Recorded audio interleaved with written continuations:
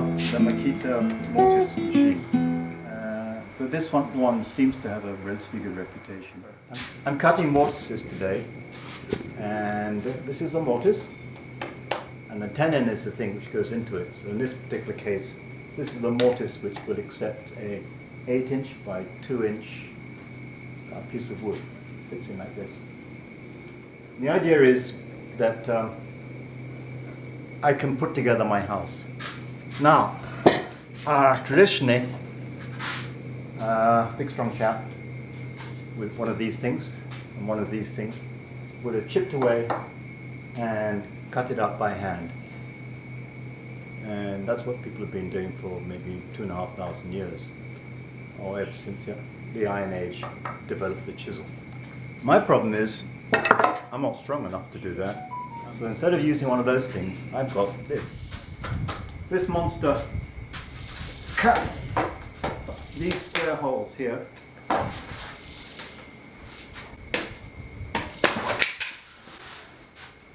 And it does it way better than I can with the chisel, because it's accurate, consistent, and it doesn't get tired. Anyone can get one of these things. You can get them second-hand or new. The trouble is, it's very difficult to find out how to actually operate and use them. So I thought what I'd do is I'd just outline how I do it. So the first thing I do is mark out the cut, and just to make sure I can see it from here to there, and the width will be here.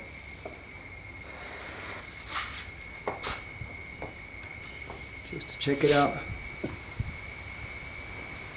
Yep, that's good.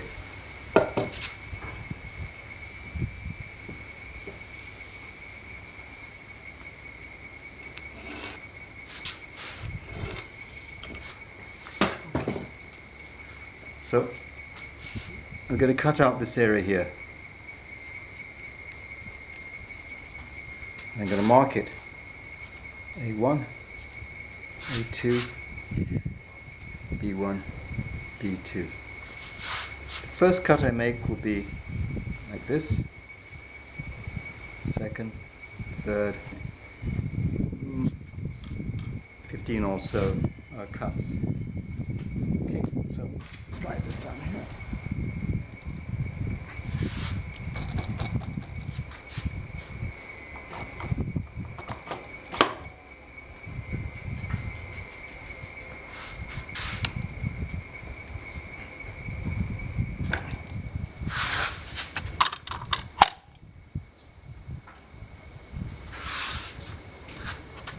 Start the cut. I'm going to grip here. There is a button on here, a release button, and a trigger. So these fingers do the trigger, this finger does the release button. Release, trigger. The other hand goes here, grips this, and the palm rests on that. So my using this part of the palm, I release, let's release, it can travel downwards. So start the engine, release.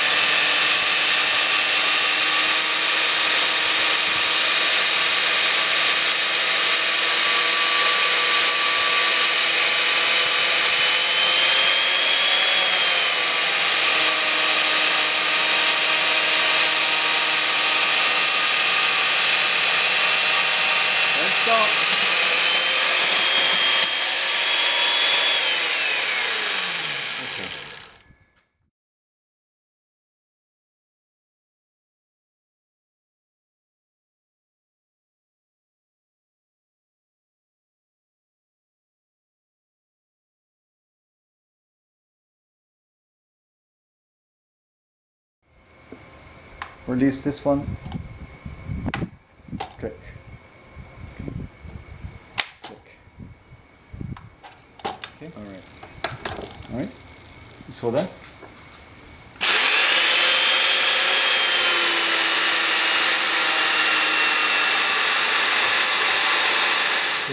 So this is a piece of, two pieces of 3 inches by 6 inches making, and together they will make a pillar, a 6 by 6 pillar.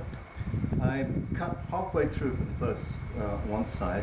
I don't want to cut all the way through and risk tear out at the back, so I will flip it over. Mark out the 2 sides. I've done that just to make sure that I'll mark out the top later. And flip it over. Wait. 190. And coming back. Don't worry. Okay. This is the side. Mark it up.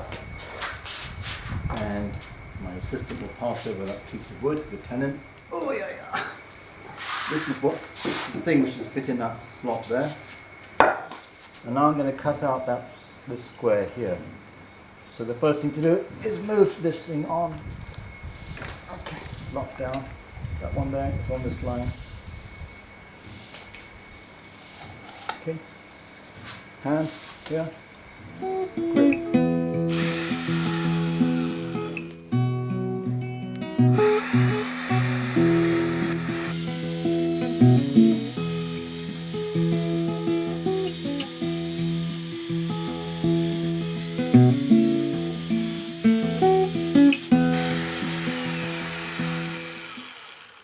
Okay, so that was the first cut, and you can see the square cut I've made.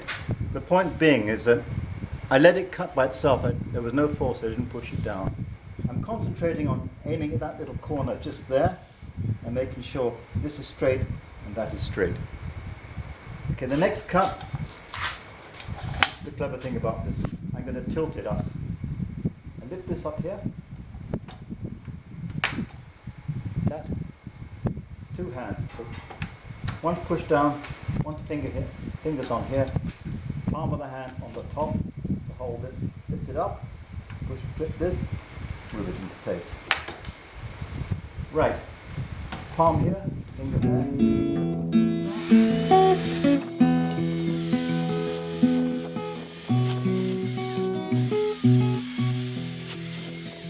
So that's as much as I can cut. Next pass, on this pass, push the lever back.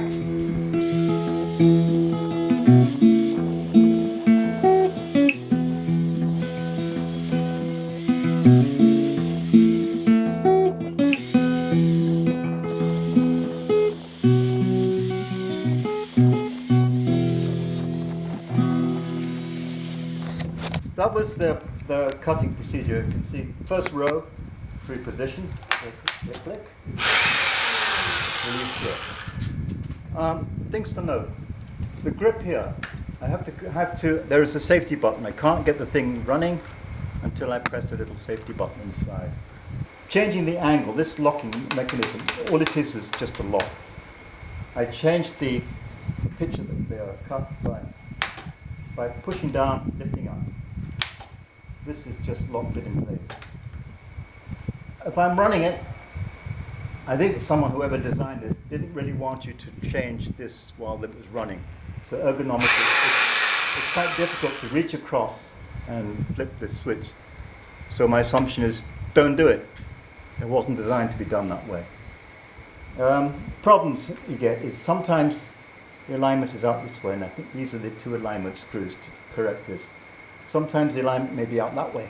That's the alignment screw. Things which I find a bit disconcerting. There are only 3 points of contact to lock this in place. This is a locking mechanism here. There's a spring back there. It's now free. If I put it in place, I lock it down. Clamps here and there.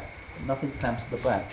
Only 3 points of contact. So it had me worried initially, but it seems to work. If it doesn't work, this kicks back.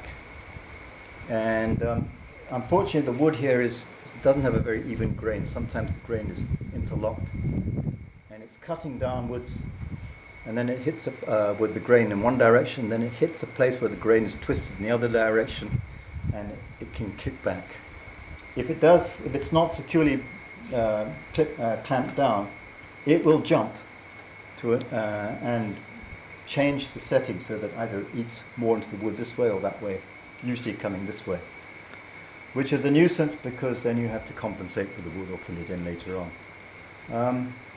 But otherwise, it's a wonderful tool. It makes this sort of stuff here, these shavings, when it's sharp. When it's getting a bit more blunt, it starts making more dust and fine stuff. So yes, I should be wearing a mask to protect myself. You notice we're doing this outdoors, or semi-outdoors, in an open workshop, where I can make as much mess as I like because it's easy to sweep up. This thing will be horrible working in a basement or a contained room.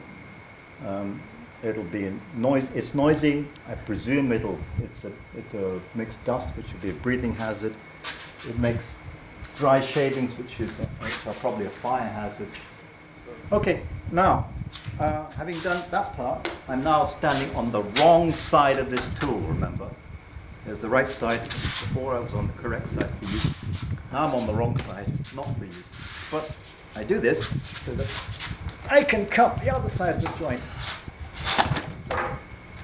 And my 60 kilo mass will manhandle this and turn it around, ready to cut on the other side. Okay.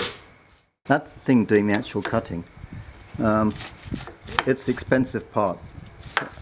You can look it up how much these things cost, but they're not cheap. The chain stood up beautifully. There's hardly any, well, there is no sign of any rust on the chain itself. So I presume the money you pay for it goes into the materials they used for its construction. Okay, so it is actually on. And my fingers are a long way away from it. Okay, let's close it up. And notice, I've got the 0 now on my cutting line there. I have this little yellow tab here, almost at the cutting point. It'll probably be a bit shy of it, so let's just have a trial cut and see if I'm on my line or not.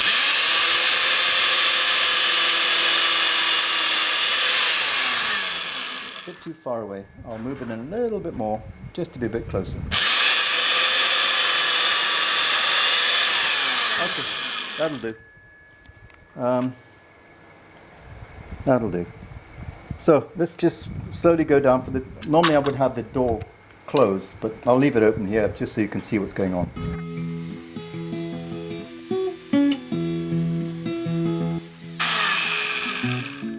Yep, that's. I've let it go a little bit beyond the line, but that's not a problem. I'll need that sort of allowance anyway, just to fit the tenon through there. Okay, I'm going to close it up and finish off the cut.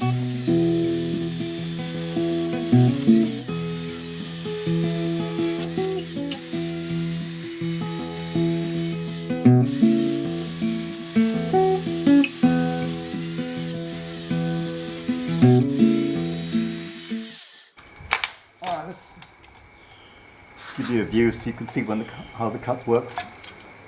You want to zoom in? So you can see the cut's nearly finished out. One more pass and I'll cut it up to that line. So you can see it chisels out things quite neatly. Let's give it a trial cut, see where it comes down.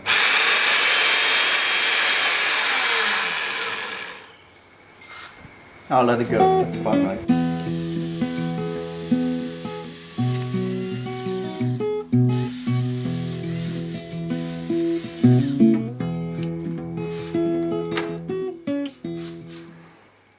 Okay, so that's what it looks like inside.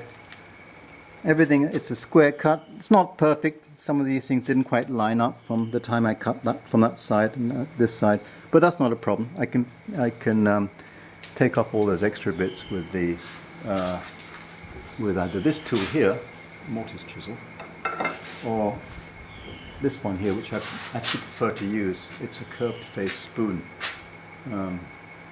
And it's much more gentle on cutting out wood on the sides here. This is great for cleaning on this face. This is for this face. Okay, got to say everything about these things. I'm not an expert. I've never been trained. I have no idea how anyone else uses a machine because I've never seen the machine being used. I'm just saying how I use the machine and how I've managed to retain my eyeballs, digits, fingers, toes and everything else without serious injury. Plaster came from scraping barnacles off the boat. What I need to do this. Okay, so what else I need to show you on this machine? Power cord. Please keep it a long way away from that cutting blade. Don't chop the power cord. Different woods, of course, cutting different woods. You can adjust for the clamp on it. I find that cutting this 6-inch timber is really good. The clamps well. If I try to cut something smaller like a 4x4, it's a little bit rocky. It's not really good enough. From my experience is that it doesn't like a narrow base. It needs at least 6 inches wide base to clamp onto. So narrow piece of timber, put them on either side, clamp them with extra wood to widen them. That way. Yeah, but it's heavy. I work at this particular height, which may seem quite high for some people, because I don't like to stoop. It hurts my back to be working stooped over, so I prefer to stand straight upright. Keep my hands up here, not above my shoulders, so that I don't have all that heart. My heart doesn't have to pump all the blood too high. It's in this perfect zone for working for me, which is between the shoulders and the hips. So if you can always set up trestles to keep in the perfect working zone, you will be relatively comfortable and go to bed at night without a stiff back.